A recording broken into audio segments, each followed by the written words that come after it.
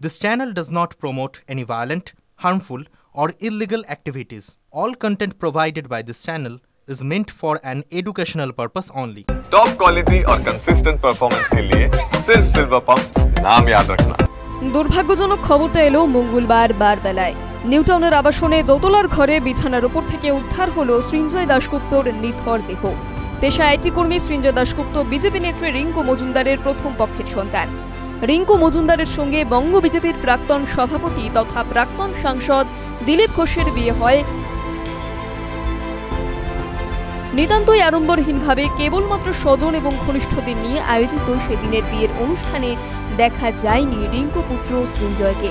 সেদিন সংবাদ মাধ্যমের তরফে সৃঞ্জয়ের সঙ্গে যোগাযোগ করা হলে তিনি যা জানিয়েছিলেন, এটা আনফরচুনেটলি আমি কলকাতার বাইরে রয়েছি, কারণ আমি ভ্যাকেশনে এসেছি। অ্যাকচুয়ালি আমার ছুটি হয় না, আমি গুড ফ্রাইডে ছুটি পেয়েছি। তো আমি মানে এমএনসিতে কাজ করি, তো আমি সেই কারণে বাইরে গেছি।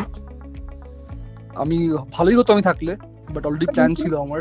কোনো জল্পনার কারণ নেই। আমি নিজে ব্যক্তিগতভাবে ওখানে প্রেজেন্ট থাকলে আমিও খুব হ্যাপি হতাম, আমার মা খুব হ্যাপি হতো, উনিও হ্যাপি হতো খুব। কিন্তু আমি স্যাডলি নেই, কিন্তু আমার সম্মতি সম্পূর্ণ আছে এই বিষয়টা নিয়ে, এই আর কি। আমি খুবই হ্যাপি, খুবই কন্টেন্ট। আমি খুবই খুশি এই দিনটার জন্য, খুবই খুশি আজকে। আর আমি মায়ের জন্য খুব খুশি যে উনি ফাইনালি সেটেল ডাউন করছেন একজন ভালো মানুষের সাথে।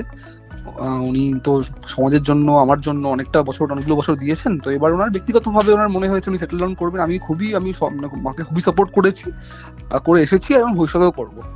হ্যাঁ, ওনার ডিসিশনকে আমি সম্পূর্ণভাবে সমর্থন করি, আর আমি খুবই হ্যাপি বিষয়টা নিয়ে। টিভি9 বাংলা ডিজিটাল।